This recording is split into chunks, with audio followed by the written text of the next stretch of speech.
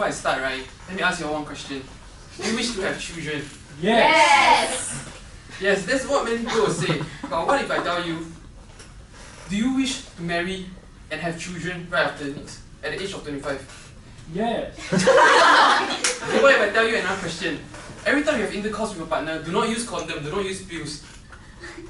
Yeah, sure, answer that. And I will hear many of you will say, Oh my god! okay, what? well, all the profanities will come out already. Okay, so today we are talking about Singapore's declining birth rate. And these are the reasons why Singapore is decreasing in birth rates. And it's because people are saying they want children, but they are not taking action to have children. And one of the reasons is because fewer marriages. And it is because people are losing faith in marriage. As you can see, every year, 20,000 people stand in front of God, in front of families, and in front of their friends, and vote together, vote to stay their life together until one of them is finally able to rest in peace. Ironically, but not surprisingly, 1/4 of them divorced within a decade. Can you imagine? Among 4 couples, 1 couple will definitely experience marital issues. So, let me ask you a question again. Would you rather lead a single carefree life or an unhappy marriage with marital issues and emotional abuse? Think about it. Single. That's right. Now, moving on to the next fact. Later marriages, coupled with the influx of Western culture, more and more people are increasing to accept the idea of cohabitation, premature sex, and multiple relationships. Right? Premarital sex. Now, let us look at the median age of first marriage. As you can see, most of us who are marrying at the age of around 30, 28, coming from a male perspective. All of us male here would agree with me that we are thinking that we should be the breadwinner of the family, right? Right. So, the costs associated with wedding ceremony, housing, as well as raising a child will cost a large amount of money. If you cannot see, let me break this down for you. Housing. Let's take a 4-room flat for example. The down payment, renovation, and furniture and miscellaneous fee will take out around 60k. Wedding ceremony, packages, rings, accessories, banquet, as well as honeymoon. Let's not forget honeymoon. It will take about like 70k or so. And this is not inclusive of raising a child, let alone raising 2, 3, 4, 5 child. So let us imagine this fact. What if we do not have enough finance? Would we risk ourselves to be one of the 4 couples that will risk financial issues, have marital issues, and end up with divorce? Or would you remain single until you have the means to start a family? Think about it again. Now, from a female perspective, it's the ambition-driven woman. Let's not all deny the fact that women here are trying to pursue a better career, a better education. So, now, procreation and marriage now comes after you have achieved your ambitions and goals. But let's not forget that times wait for no one, and your biological clock is ticking away. Now, coming to my last point, which is the desire to have children. Now, many of the common excuses given by Singaporeans will be money, high cost. Why here so X, there so X? But let's not forget that the government has provided us with more than enough financial resources. As you can see from the baby bonus scheme, every child you give birth to will result in a cash gift of more than 8k, which is 10k or 12k given to you by the government.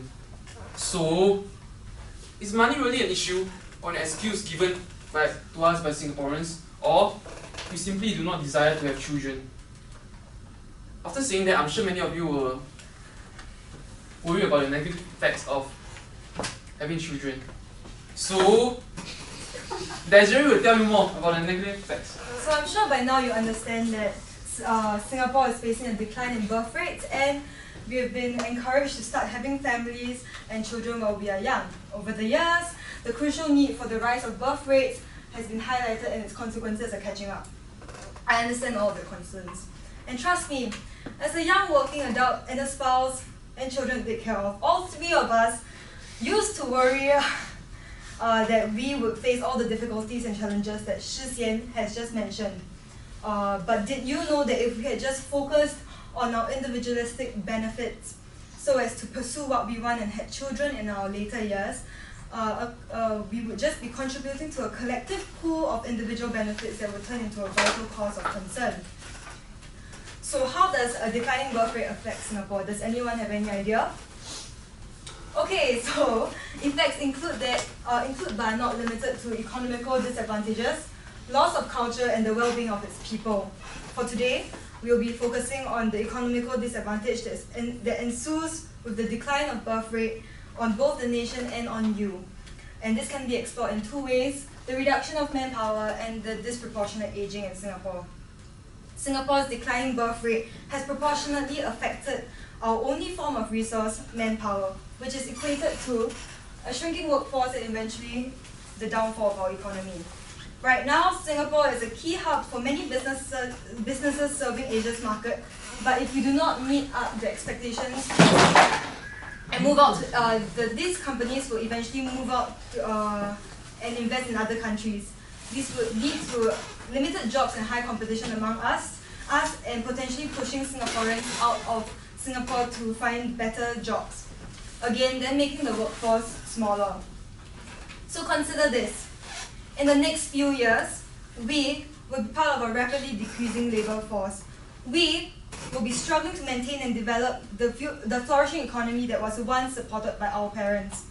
We, as working citizens, have to pay higher taxes than before.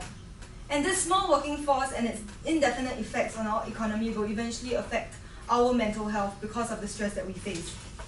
This challenge will only grow if the declining birth rates is not tackled by your generation and the generations to come. So did you know that what started out as low fertility rate to a shrinking workforce has shifted to a downturn of the dependency ratio in Singapore and resulted in disproportionate aging? Well, according to our government, our birth per 1,000 residences in Singapore in 2016 did drop by 0.3% from 2015's ratio of 9.7. Should this trend continue, the expected ratio of each working citizen to an elderly will fall from 5.1 to 2.1 in 2012 to 2030. As we all know, life expectancy has increased and there has been a growth in the number of senior citizens in Singapore.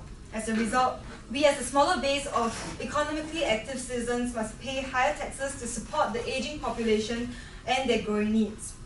That means that a bulk of our finances that are channeled into this and therefore limits better investment in other consequential avenues that could lead to growth of our economy. These are only two of the multiple effects of a declining birth rate of the economy, and the economical disadvantage is only one of the many drawbacks of a declining birth rate. The decreasing fertility rate in Singapore has its social and cultural impacts that are equally as bad, and if not worse, compared to the economic disadvantages. It will ultimately affect not only the nation but you. So let us reevaluate the concerns of a declining birth rate in Singapore and push for a change. I'll hand over the time to Sabrina, who will be running through on how we can tackle our declining birth rates. Good afternoon, friends. Let me show you your future. So this is according to a survey that we gave out to the class, and this is what you want your life to look like for the next 20 odd years. So you are currently studying in year 1, semester 1 of university.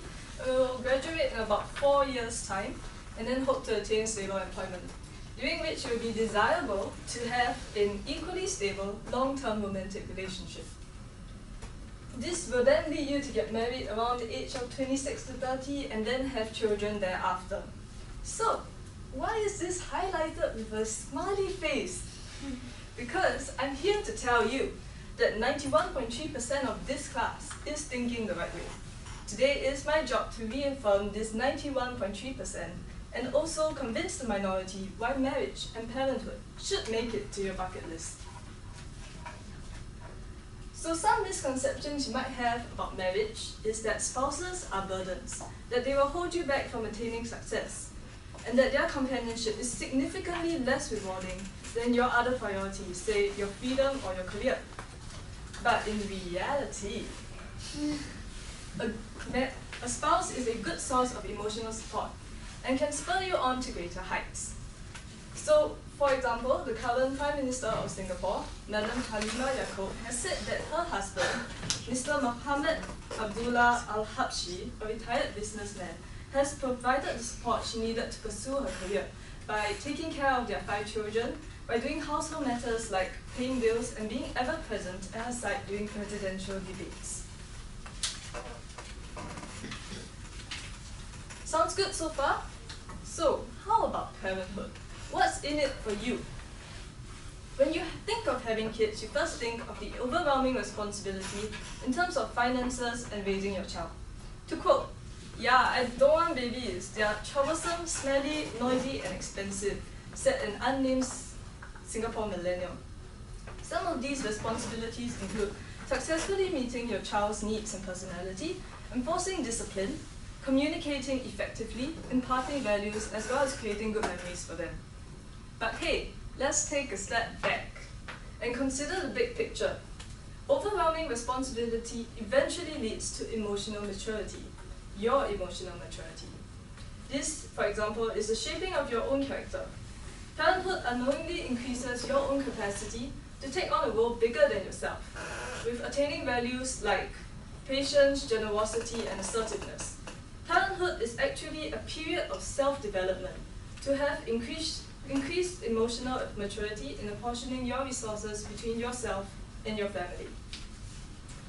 So, what do you find while filling the shoes that were originally too big for you? Fulfillment.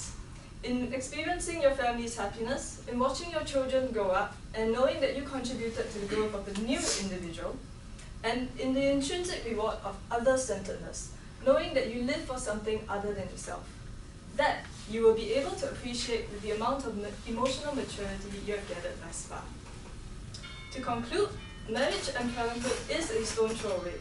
The time to consider both seriously is now. Be aware of the financial and emotional support available to you now, and start planning your life and aspirations now. If we are open to it, so can you. Thank you.